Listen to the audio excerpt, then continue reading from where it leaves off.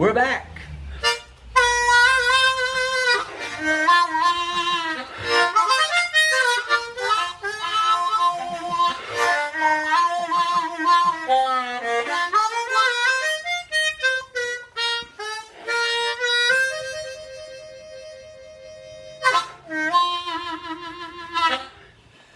And welcome to Rob Roy's video magazine. You've just been listening to Mr.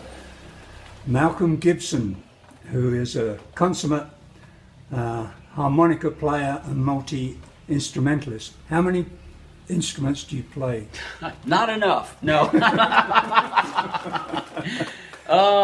Well, Irish accordion, Cajun accordion, Tex-Mex accordion, just regular old accordion, harmonicas, saxophones, play a little keyboard, anything else I can get in trouble with, mostly reeds though. And a pretty good singer as well. Yes, I hope that I can not drive you too awful wild on your old auditory nerve there when I screech a bit. Now, let's start at the beginning. When did you actually take an interest in music? Oh, long before I could remember. My father was a musician and quite the person of the world with music. We listened to music every night. And where was this? In Ohio. I'm originally from Dayton, Ohio. Yep. Okay. That isn't renowned for blues, is it? No, but everything else. Great other musicians. Mr. Roy Merriweather, great guitar player. Roy Merriweather, that's not right. I can't remember his name. Anyway, Wes Montgomery, duh. And a lot of other great jazz And your first instrument was? saxophone. Well, flutophone maybe, but saxophone. 6th grade, school band. And how many years were you in the school band? Oh, about 2 weeks. I tend not to play well with others sometimes. Oh, okay. Well, no, it was just, I don't think that I could focus at that point. So you finished school, you're playing the harp, you're playing the saxophone. Where do you go from just here? the harp. The saxophone went away until the mid-'80s. Oh, okay. So you're playing the harp, you leave school, what happens then? You mean in between jail? No. Well, back then we were all kind of crazed. It was the 60s, and that's what they say. If you remember the 60s, you weren't there. There you go.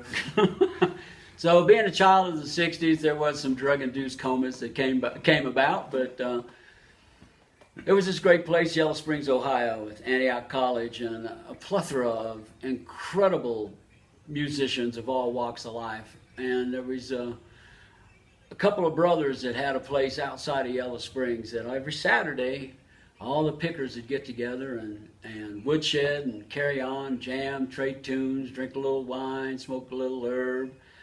And the boys were gracious enough to accept me into their group and take me by the hand and teach me the realities of music. And they were so very gracious to sit there and say, "Oh, no, that wasn't right. Try it this way." So you get into music through friends, etc. When did you decide that you were going to be a musician and actually get paid for it? Oh, I didn't even know you could get paid for it for a long time. I think that it was always there. There was a place at the corner of 3rd and Main in downtown Dayton. It was Mayer's Jewelers, and in the bottom of Mayer's Jewelers, Ted Hunt, this wild, crazy bohemian guy, had a record store. And my very first job back in, I was 67 or something like that, was a courier for a blueprint company to all the architectural firms downtown via bicycle. So I would spend my lunch hour down there at Ted's, where he introduced me to Sonny and Browning, Sonny Terry and Brownie McGee, and Willie Mattel, and all the great acoustic men of the day, and I bought every record I could get my hands on. And the fire was lit, the fever was hot, and I just exploded.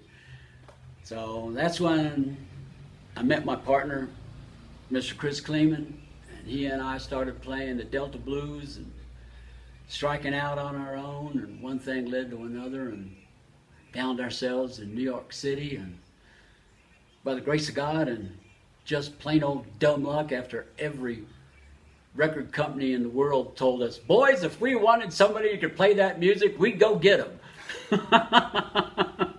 Well, somebody took pity's sake on us.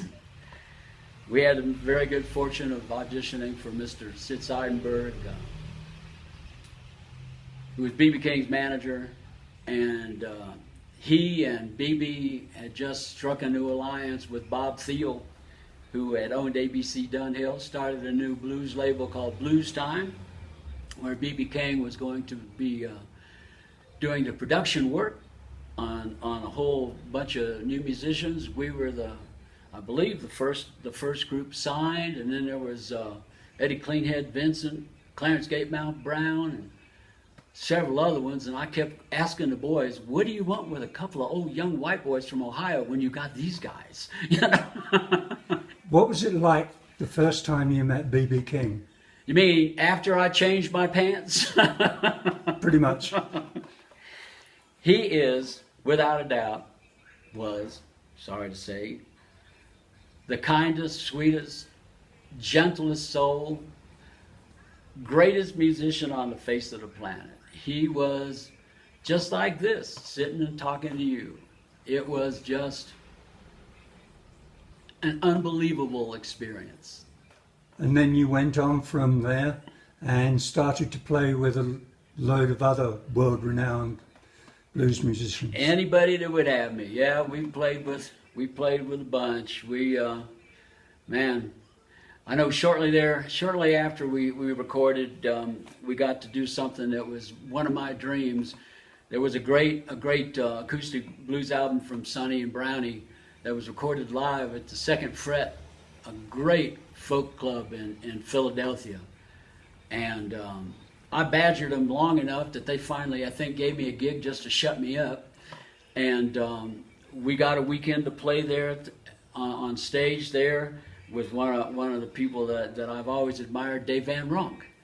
And we had just a wonderful weekend with Mr. Van Ronk and his wife at the Second Fret, and fulfilling a lifelong dream. It was just unbelievable to be sitting on the stage where so many great people in the acoustic world played way before me and way after me. So, and did you get down to Memphis and play down there? We did a little bit. We kind of stayed mostly up in the Northeast and out west. And then Chris and I kind of parted ways for a pretty good while. At that time, I had a construction company that paid the bills. You know, music's fun. I'm on my third marriage, but it's going well. We're at 22 years now. So pretty good. I settled down a bit, I guess. And I've had several different bands through the years. Worked with Rhythm and Shoes, a great internationally known dance company. Percussive dance with just consummate musicians and dancers from all over the world, and then my old partner Chris and I reunited some years later and started touring the world again, doing what we do best. And although it had been 20 odd years or more since when we first got together, it was like we hadn't been apart more than an hour or two. So now you have in your collection a load of harps. 2 or 3, yeah. Which ignorant people call mouth organs. Yeah, or the Mississippi saxophone, my favorite.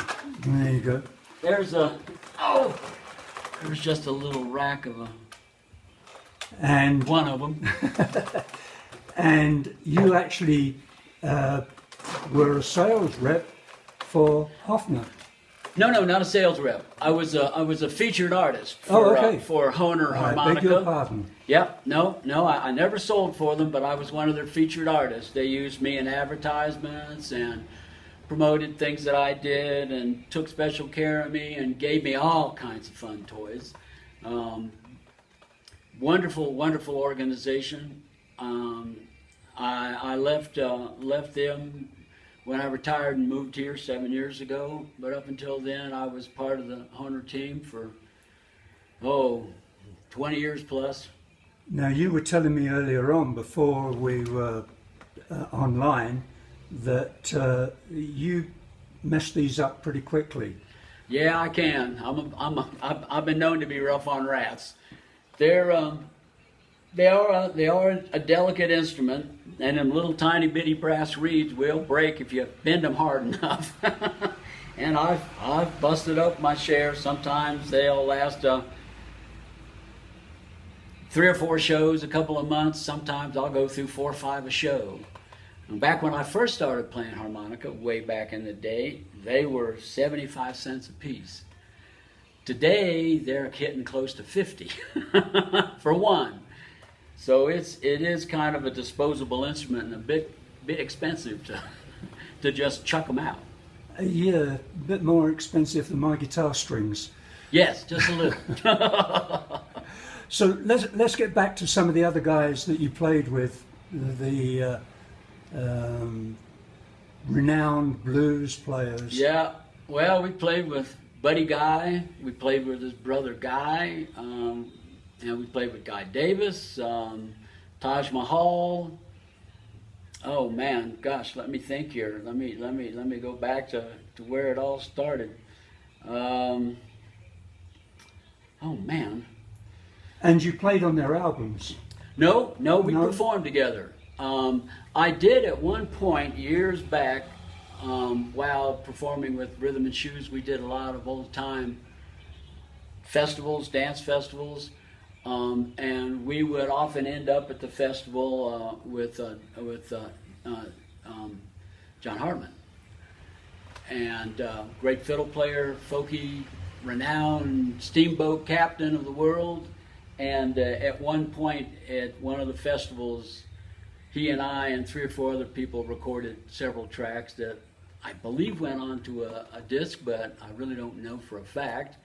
But you actually have some pretty good stuff on YouTube. Yeah, there's a little bit of stuff up there.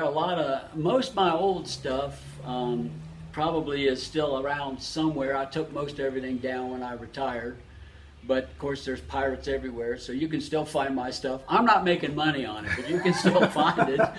And YouTube, and then during the pandemic here, the last year I've put up 280 odd videos there for a while through March, through the end of the year. When it started lightening up, I posted a video every day of my newfound love, the saxophone, which I really kind of hacked at school. And then in '86 I had a band called Stronghold that I played some backup sax on. But the last 3 or 4 years I've got my sax back, and I've just found a great love for the jazz and the swing and the stuff I listened to growing up with my father. So there's a lot of that, and of course there's all my Cajun stuff, and there's several things up from the last band I had for many years that toured with me, Malkum Gibson and the Mighty Juke, Mr. Rob Cole, Mr. John Hack, and Jake the Snake Schumacher. Man, these boys could kill them. And since you've been retired and living up here around Cotacachi in Ecuador, you've played some of the venues around here. Mm-hmm. Yeah, I've played with Mr. Joel, and back in the day when he just had a little bar over there, and then he went on to another band, Shades of Grey. I've sat in with him a little bit. We had a group that did some concerts here in Cotacachi with an Ecuadorian, Diaz Guzman, and Dave Johnstone, and my current guitar player, David Day. And I've played with several local Quechua and traditional groups, both harmonica and accordion. That's great stuff, and I hope that our audience appreciate everything. And would you play us out, please? Sure. Well, what haven't I played here?